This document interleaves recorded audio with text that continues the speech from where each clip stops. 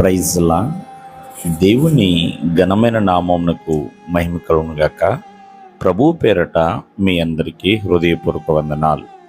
ఈ ఉదయకాలము దేవుని వాక్యాన్ని విందాం. కీర్తనలు 52:2. మోసము చేయువాడా, వాడిగల మంగలిగల కత్తివలే నీ నాలుక నాశనము చేయనుద్దేశించుచున్నది. ప్రియమైన వాళ్ళరా, ఇక్కడ దేవుని యొక్క వాక్యం సెలవిస్తుంది, మోసము చేయువాడా. ఈ రోజున చాలామంది మోసం చేసేవారు ఉన్నారు, మరి మోసపోయేవారు ఉన్నారు. కావున మరి ఎంతోమంది మోసపోతున్న వారు ఉన్నారండి. ఎంతోమంది మోసం చేస్తున్నారు, మోసపోతున్నారు. కావున మనం జాగ్రత్త కలిగిస్తే ఆత్మీయ జీవితంలో కూడా చాలామంది మోసపోతున్నారు.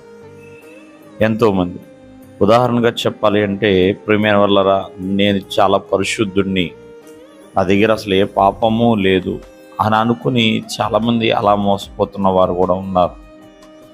వ్యర్థమైన మాటల వలన మోసపోతున్న వారు కూడా చాలామంది ఉన్నారు. అంతేకాకుండా ప్రియమైన వాళ్ళరా, రేపేం జరుగుతుందో, మరుసటి రోజు ఏం జరుగుతుందో అంటూ దర్శనాలని, కళలని ఇలా చెప్పించుకోవడం వల్ల కూడా కొంతమంది మోసపోయేవారు కూడా ఉన్నారు. ప్రియమైన వాళ్ళరా, ఆనాడు యాకోబు మోసం చేశాడు, తండ్రిని మోసం చేశాడు, అన్నయ్యను మోసం చేశాడు. కానీ చివరికి తన జీవితానికి మోసం అనేది ఎదురైందండి. తను కూడా మోసపోవాల్సిన పరిస్థితి వచ్చింది. అందుకనే మోసం చేయవాడు తను కూడా మోసపోయే రోజు అనేది ఉంటుందండి. అందుకనే ప్రతి ఒక్కరు ఆలోచించండి, మరి ప్రతి మనిషి ఏ రీతిగా మోసపోతున్నాడు. ఒక్కోసారి నమ్మిన వారి వలన మోసపోయేవారు ఉన్నారు, ఇలా తెలిసిన వారి వలన మోసపోయేవారు ఉన్నారండి.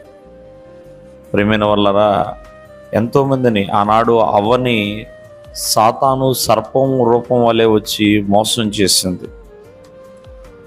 మోసపోయిందండి అవ్వ. ఆ పండు తింటే దేవదూతల వలె మారుతారు అని. కానీ ఆ పండు తిన్న తర్వాత వారు ఏదేను తోట నుండి బయటికి వెళ్ళిపోయే పరిస్థితి ఏర్పడిందండి. కావున మరి నీ జీవితంలో మోసపోతున్నావేమో, లేకపోతే మోసం చేస్తున్నావేమో. ఈ రెండు కూడా చాలా చాలా ప్రమాదకరమైనవండి. కావున ఆలోచించండి. అవ్వ జీవితంలో అయినా, యాకోబు జీవితంలో అయినా ఇలా ఎంతోమంది ప్రియమైన వాళ్ళ మోసపోతూనే ఉంటున్నారు. కానీ మనం ప్రార్థన చేయాలి, దేవా, ఈ దినము నేను ఎవరి చేతులను మోసపోకూడదు, నన్నెవరు మోసం చేయకూడదు నాయన అంటూ జాగ్రత్త కలిగి ఉండాలి. దేవుడు మిమ్మల్ని ఆశీర్వదించును గాక. ఆమేన్.